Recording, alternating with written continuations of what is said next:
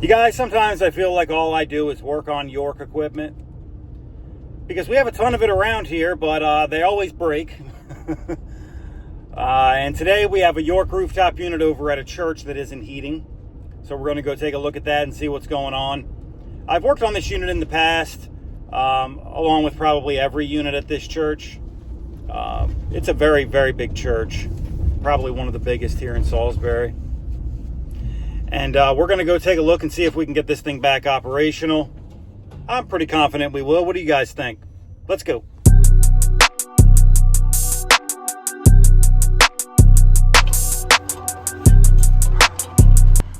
Make sure you're tying your ladders off, guys.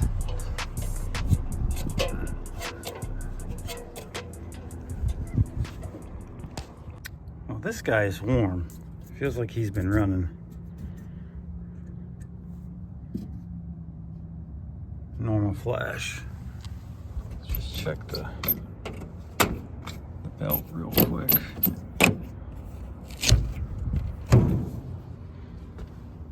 Belt's intact. See, that guy is warm. Try this guy now.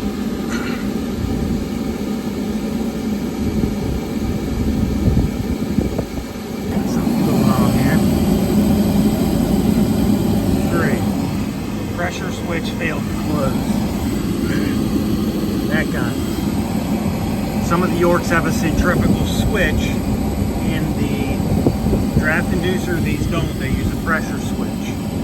Now, our draft inducer's running. So either we have a blockage or a bad switch. We got plenty of air coming out of it.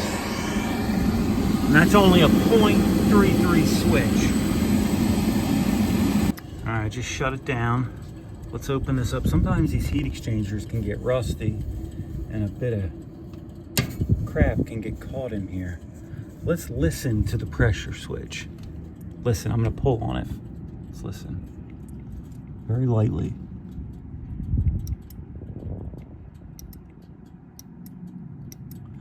The switch is closing. Put a meter on it to see if it's closing all the way. Let's get our meter. All right, we've got our meter hooked up to the pressure switch. We're gonna set it to continuity, and we're just gonna pull on this tube here and see if we have a tone.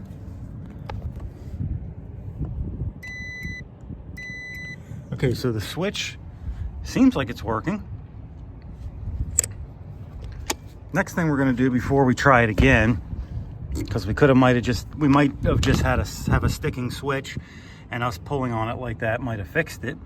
But we're going to hook our manometer up to this port here and see how much static pressure is actually pulling through there. That'll let us know if we have a clogged port or not. All right, we're in a startup delay now, and the reason I haven't tried to clean that out at all because I want to find out what the issue is. If I just start cleaning that out and then hook everything back up and it works, then I really haven't solved the issue. I mean, I did solve the issue, but I don't know what the issue was definitively. So if this switch is sticking, I want to know that. If the port is clogged, I want to know that. If I just start attacking everything and getting it done, we really don't know what the issue was. After this startup delay, our draft inducer will start and we'll see how much static pressure is pulling through that port. All right, we're pulling almost 1 inch of water column, and our switch is set for 0.33. So we should theoretically be good here.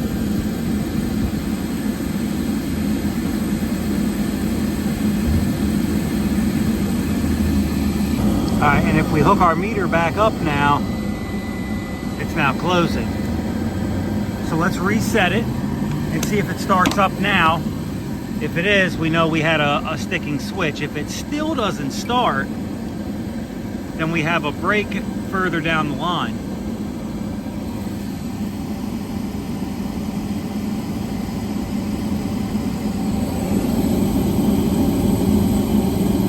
Our error reset after plugging our switch back in. Let's see if it starts. without resetting it.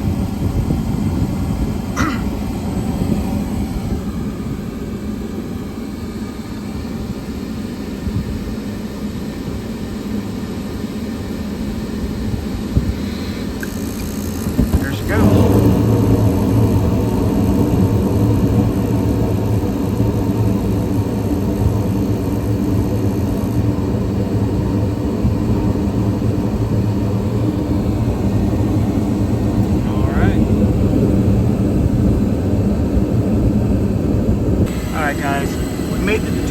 That our pressure switch did stick. Everything is running. We pulled a vacuum through our draft inducer at almost 1 inch of water column when it's only a 0.33. After we pulled on our pressure switch, we freed it. So we're going to replace the pressure switch. Now I don't have a 0.33 on the truck, but I do have a universal one. This is the universal one we're going to use. That is the part number by ESP. That's your RA Michael part number. It just requires some setup with a manometer. You really need to have an air source. This one is a pressure switch checker, so we can set it up like this with this one. But you do need a reliable air source where you can set to use this pressure switch. I've done quite a few of these, so I know what I'm in for doing this. So let's get started. All right, we've got the spring in there, and then we're going to take the cap right here and thread it on there. They give you this little tool here too for putting it on and adjusting it. All right, guys, we have our manometer hooked up. You see we have one on our pump, which is the one in the middle, and the other one is our pressure that we're reading, our manometer. And we have our Y here, and both go to the pressure switch. And we have our meter hooked up for continuity. This manometer does have an indicator light here, but I don't know, something's up with it. I'm not sure what's going on. It was like lit up all the time. So what we're gonna do is we're actually gonna start turning our set screw until we have continuity. We're going to back it off.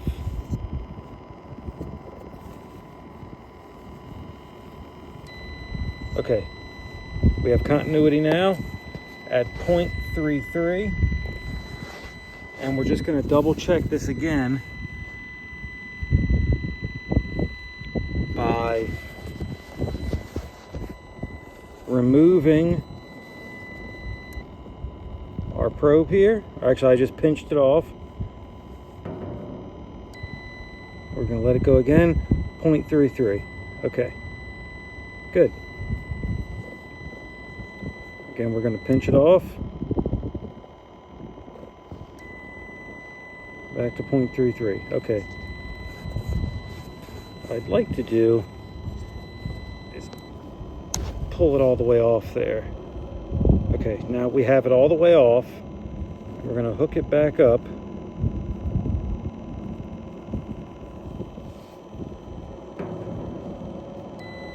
There it is, 0.33. Now that is the bare minimum it will cut on at. Remember, our draft inducer is pulling, about 1 inch, but our old switch is 0.33. We wanted to make sure we have this switch set up at 0.33. All right, we are starting up.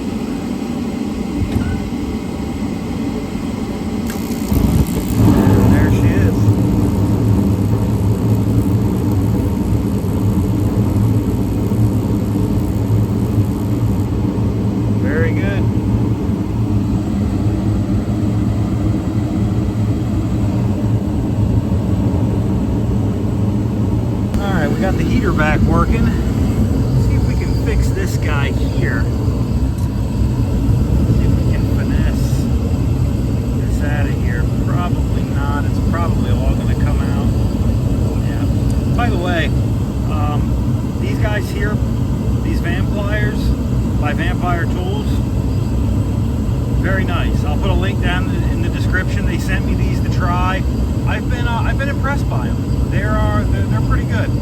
So I'll put a link down in the description, and you guys can pick one up for yourself. Pretty affordable too. These are the Python Vampliers.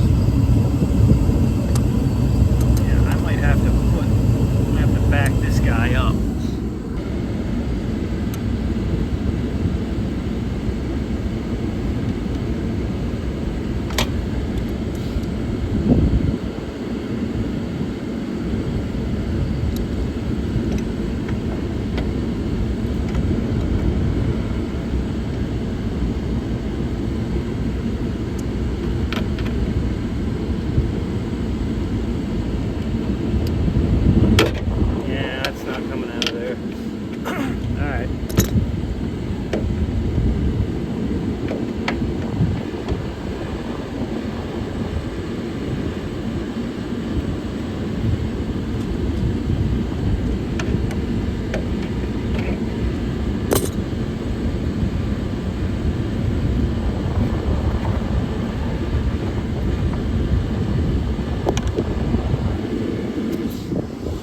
Yeah, I didn't have a 1 by 3/4 reducing bushing, but I have a 1-inch male adapter and then 1-inch to 3/4 reducing bushing.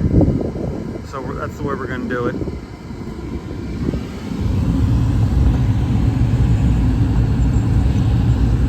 Hopefully that thread's in there. Not getting in the damn way of the door. Baby. There we go. Alright. Put the Vampliers on there and tighten her down.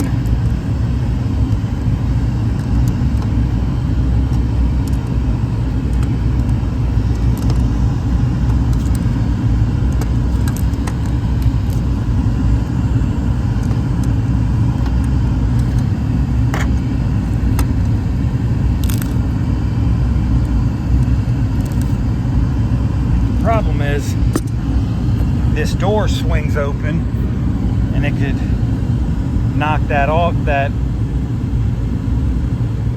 drain off there. That's what happened. That must have been the weakest point, was that male adapter, but hopefully this will make it a little bit stronger also.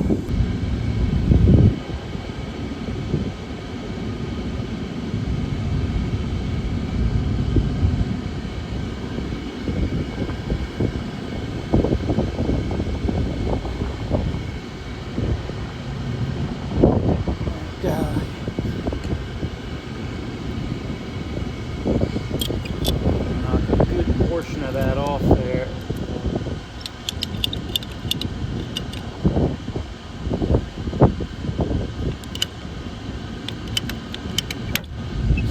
Just enough for the T to go on there. A little extra. That's the problem. You know, you got to keep it so tight when this thing, if it ever does break, you got to replace the whole thing because all the fittings are so tight together.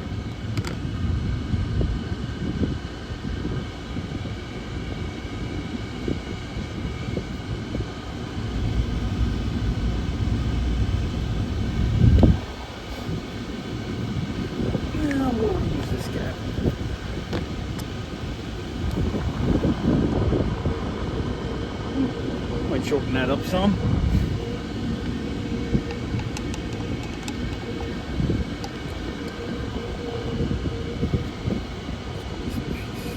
Sticker off there if it'll come. I'm not that worried about it. When we're outside like this, I'm really not that worried about it. We're gonna angle this bad boy this way so we're not all sticking out here ready to be broken.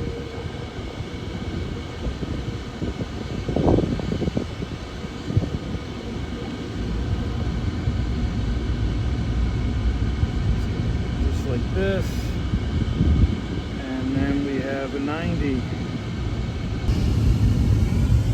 retrap. All right, there she is, back operational. Yeah, guys, a little bit tricky setting up those adjustable pressure switches. You got to make sure you have the right tools for it to get it set properly. First couple I did, I struggled with a little bit, but now they're really not that big a deal. They're actually my go-to universal pressure switch. So, all right, guys, don't forget to like and subscribe. I'll catch you on the next one.